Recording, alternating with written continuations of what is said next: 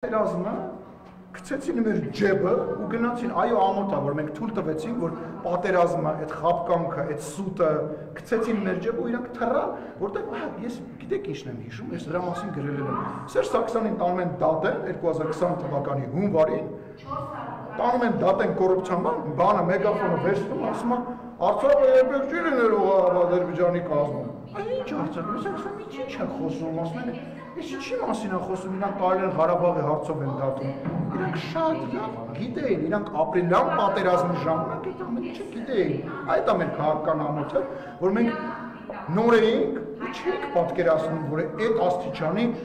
թշնամաբար կարելի է Հայաստանին վերաբերվել ու հայ ժողովրդին վրա։ Այդ է մեր ամոթը։ Պարոն Սիմոնյան ասում եք բռնապետ ոչ ենք դառնալու, բայց բազմաթիվ գործիչներ ասում են, որ Հայաստանը դառնում է բռնապետական երկիր։ Ու եթե հիշենք Նիկոլ Փաշինյանը երբ ընդդիմադիր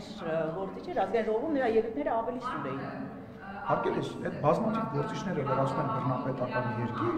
իրանք միշտ դա ասել են, միշտ դա ասել են, երբ որ Հայաստանի Հանրապետությունը մարդու իրավունքների աստիճանով ավելի բարձր լինի նույնիսկ ինչ որ Ֆրանսիան կամ Անգլիան է, իրանք դա միշտ ասել են։ Այսօր Հայաստանի Հանրապետությունը աշխարհում 34-րդ տեղն է խոսքի ազատության։ Բռնապետական երկիրը եւ խոսքի ազատությունը անհամատեղելի է։ Իսկ քաղաքապետարանի դեպքը ինչ է։ Շատ վատ դեպք է, շատ վատ դեպք է։ Հանրապետություն քաղաքական հետևանք չկա դրան։ Դա ո՞նց է հավատալու, որ դուք դատապարտում եք։ Հարգելիս, դատապարտելը որն է, դա Հանրապետության կուսակցության հասցեատեր, գիտեք, հասցեատերով։ Բայց քաղաքապետի ենթակայությամբ քաղաքապետի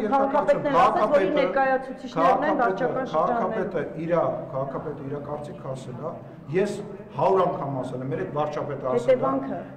հետևանքը, լսեք, գիտեք ինչն է կարևոր։ Կարևորը որ այդ հետևանքը Հանրապետություն կուսակցությունը բանը գիտակցի։ Պետք է իրանք գիտակցեն, որ այդ հետևանքը լինելու է։ Այդ հետևանքը կարող է այդ րոպեին չլինի, մի ժամից չլինի, բայց իմ կարծիքով Հանրապետություն կուսակցությունը եթե հետևություն չարեց եւ իր վրա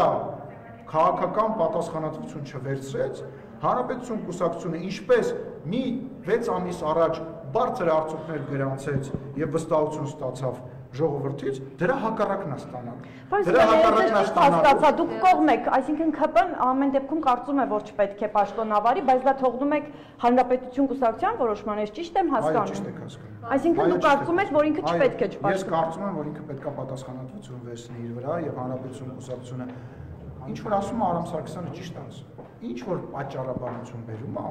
ճիշտ է ասում։ Փորձում եք շահարկել տարբեր